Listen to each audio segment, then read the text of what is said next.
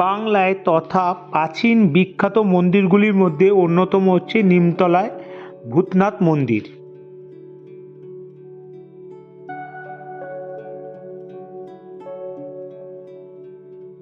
বাবা ভূতনাথ ধামকে একটি পবিত্র স্থান হিসেবে বিবেচনা করা হয়, যেখানে সমস্ত ইচ্ছে পূরণ হয় ভক্তদের। প্রচলিত কথা অনুযায়ী বারাণসীর এক অঘরী সাধু এসেছিল হুগলি নদীর তীরে।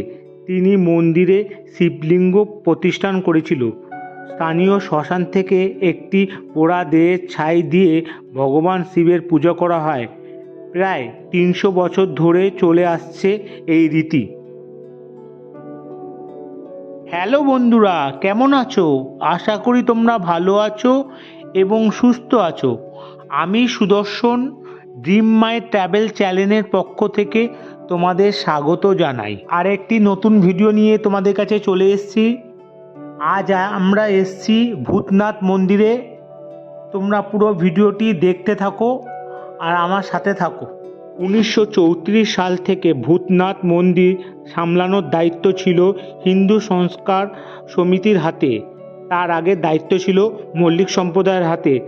তারাই এই মন্দিরের ভিত প্রতিষ্ঠান করেছিলেন। প্রথমেই আমি বলি, আপনারা এই মন্দিরে কিভাবে আসবেন। আপনারা এই মন্দিরে ট্রেনে, মেট্রোতে, বাসে, অটো, ফেরি উভয়ে আসতে পারেন।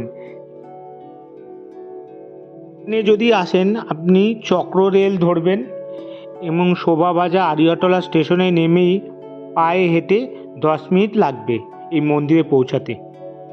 মেট্রো করে যদি আসেন তাহলে শোভাবাজার সুতানটি মেট্রো স্টেশনে নেমেই পায়ে হেঁটে একটুখানি। ওরা থেকে আসলে লঞ্চে করে আড়িয়াটলা ফেরিঘাটে নামবেন এবং নেমেই মন্দির দেখতে পাবেন। ভূতনাথ মন্দিরের সামনে আপনারা প্রচুর দোকান দেখতে পাবেন, যেখানে আপনারা ফুল, মালা, প্রসাদ, জল সব কিছুই কালেক্ট করতে পারবেন। ভিতরে ঢুকতেই আপনাদের চোখে পড়বে দ্বাদশ জ্যোতির্লিঙ্গর ছবি। আর মূল গিয়ে ঢুকতেই আপনাদের চোখে পড়বে ফিরিঙ্গি মহারাজ। উনি বহু বছর ধরে বাবার অপেক্ষায় বসে আছেন। অনেকেই ওনাকে স্নান করাচ্ছেন এবং ফুল ও মালা দিয়ে পুজো দিচ্ছেন। এবার আমি ঢুকছি বাবার মূল গর্ভগৃহে। জায়গাটা বেশ বড়ই, অনেকে লাইন দিয়ে পুজো দিতে পারবেন। এখানে অনেক দেবদেবীর ফটো রাখা আছে, আপনারা চাইলে পুজো দিতে পারবেন। প্রতিদিন বহু মানুষ দূর দূরান্ত থেকে বাবাকে দর্শন করতে আসে। শোনা যায় বাবা এখানে খুবই জাগ্রত। ওনার কাছে আপনার যা যা মনস্কামনা আছে তা বলবেন, সেটা বাবা পূরণ করবেই।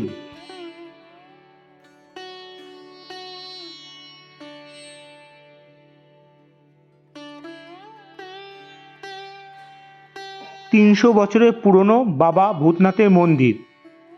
খোলা হয় ভোর 4টের সময়। মঙ্গল আরতির পর সকাল 6টার সময় শুরু হয় ভস্য আরতি। জ্বলন্ত চিতার ছাই দিয়ে বাবার আরতি হয়। এরপর দুপুর 12:30টায় পুরি, হালুয়া ও ক্ষীর সহযোগে বাবাকে ভোগ দেওয়া হয়।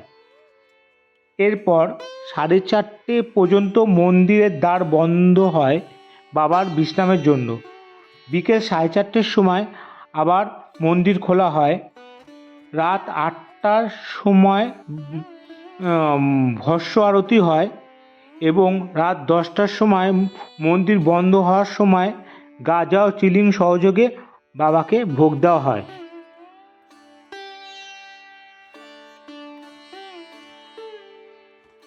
আবার মেন গর্ভগৃহ থেকে বেরিয়েই ভূতনাথ মন্দিরের ভেতরে ঢুকতেই আমাদের চোখে পড়ল এক বিশাল হোমকুণ্ড। বাবার মন্দিরে যজ্ঞ করা হয় এই হোমকুণ্ডতে। আপনাদের মানত থাকলে এই হোমকুণ্ডতে পুজো দিতে পারবেন আলাদাভাবে। সামনের চিতাটি দেখছেন, এটি নিমতলা মহাশ্মশান। এটি মন্দিরে একদম লাগোয়া। উজ্জয়িনী মহাকাল মন্দিরের পর এই ভূতনাথ মন্দিরে নিমতলা মহাশ্মশান ছাই দিয়ে বাবার ভস্য আরতি হয়। ভস্য আরতি হয় ভোর 6টার সময় এবং রাত 8টার সময়। আপনারা যদি ভূতনাথ মন্দিরে আসেন, সামনেই দেখতে পাবেন কবি রবীন্দ্রনাথের ঠাকুরের সমাধি প্রাঙ্গণ।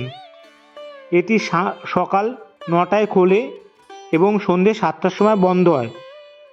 সামনে যেটি দেখছেন একচালা যুক্ত, এটি হচ্ছে কবি রবীন্দ্রনাথের সমাধি প্রাঙ্গণ।